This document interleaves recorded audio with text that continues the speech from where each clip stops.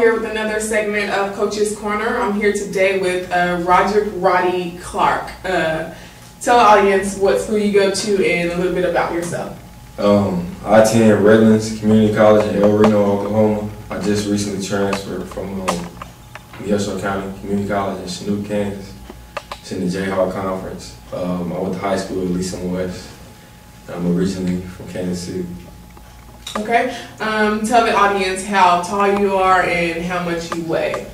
6 foot, teeter-totter from about 180 to 185 all year. So.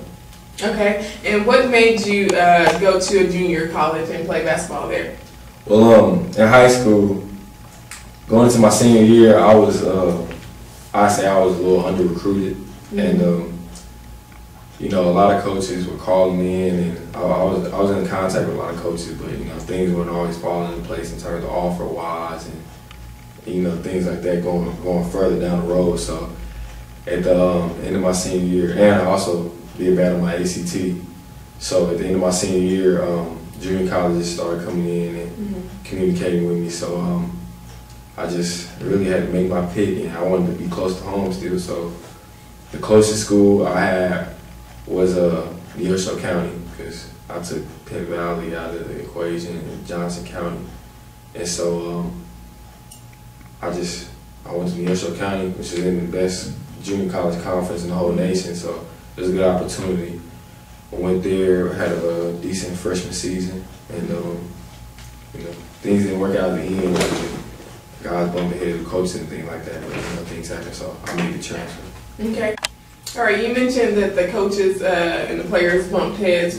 Why do you think that is, and what do you think you could have done as an individual to help that? I mean, when you go in the college program, guys already have expectations of themselves, and coaches also have expectations of the players. So it's really just about everybody coming in and fitting a niche, finding what your strong suit is and what you need to bring to the team. But, you know, sometimes coaches don't allow players to, you know, they don't always try to know your attitude, know how you express yourself, and know what all you can give to them. And, you know, I just think it's something that some coaches don't go along with some players. And, I mean, it may have just been how he was recruiting at the time, but, you know, just none of the players and the coach we really didn't mesh well with them. So, you know, there's only one guy returning next year, so, you know, a lot of guys thought it was wow. Okay, and you mentioned your ACT scores were not that good in high school, and so that led you to junior college. Do you think that helped you academically? I say that because a lot of players, they look down on junior colleges and they think they need to go to university. But do you think it helped you? Junior college has helped me. I mean, it's going into college with baby steps. Honestly, I feel like I could have went into a Division I, Division II school with, you know, no problem, because I'm not a bad student. I'm a terrible test taker, which is why I went to junior college. But I'm not a bad student though at all. So, and I try to put a lot of pride into my work, and I try to be big on academics. And my mom has always stressed it to me. So, okay. I'll be the first person to tell anybody. People try to look down on junior college, but it's the reason why Division I school would go and recruit in some of the top conferences, in the Jayhawk conference, because they got some guys who really can't play, and you might not even know it.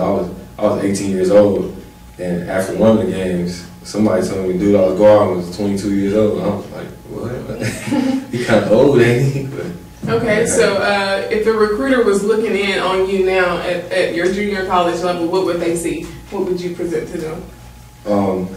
They see you guys, they can tell from my work that I'm focused in terms of making sure my academics are straight to move on to NCAA. I'm dedicated, I like to work hard, I want to win, I'm passionate, I'm a leader. I try to make my leadership become infectious to the rest of the team, so you know, I just try to lead by example. Okay. Verbally also. So what would you say your greatest asset is on the court?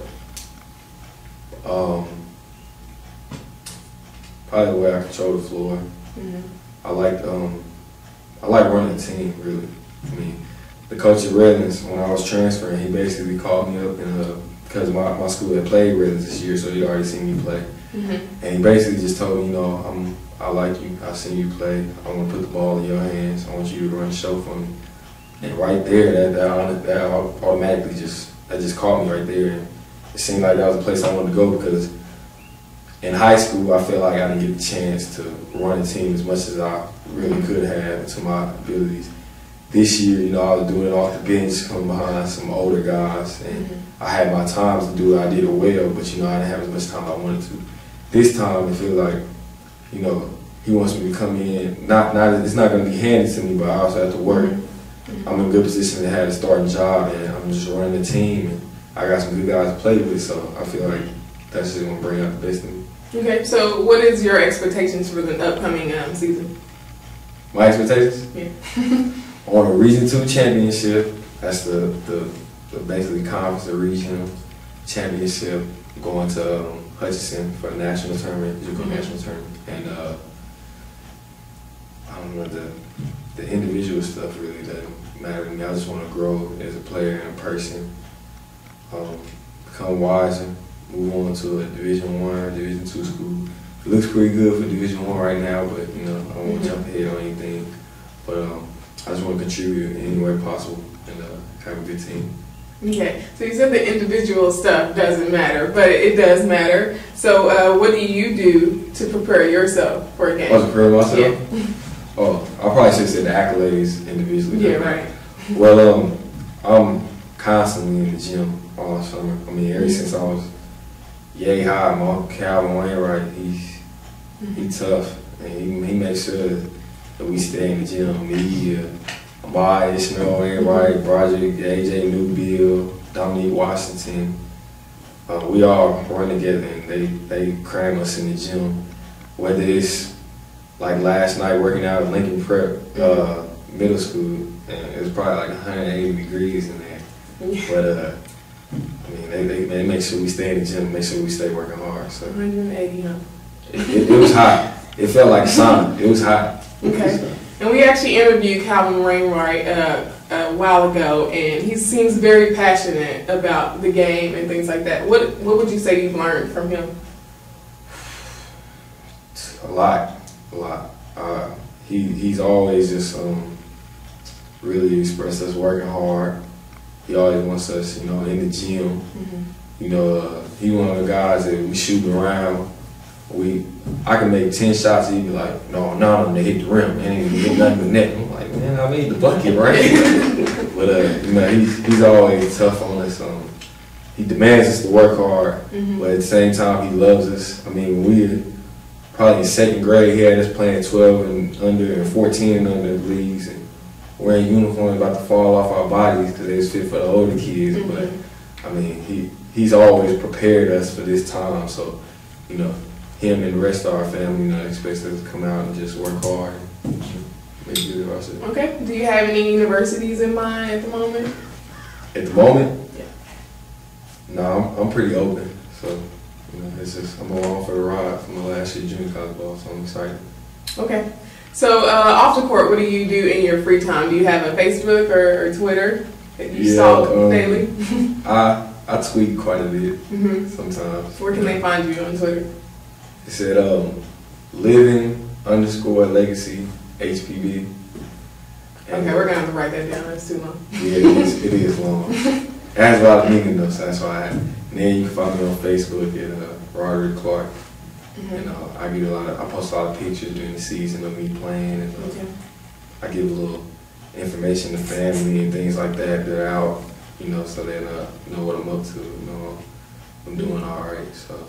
Okay, so recruiters are going to go to your Facebook page too. Is it acceptable for them? Oh yeah. I make sure I don't do any cursing or anything like that on it. So I make sure, you know, I know people watching. I got some coaches and friends on Facebook too, so I know not to do anything crazy. In line. Okay, you can also find us on Twitter as well, KC Cascade Sports, on Facebook, Cascade Sports, and at our website, cascadesports.tv. This concludes this segment of Coach's Corner. Remember, the victory we call success goes to the best prepared.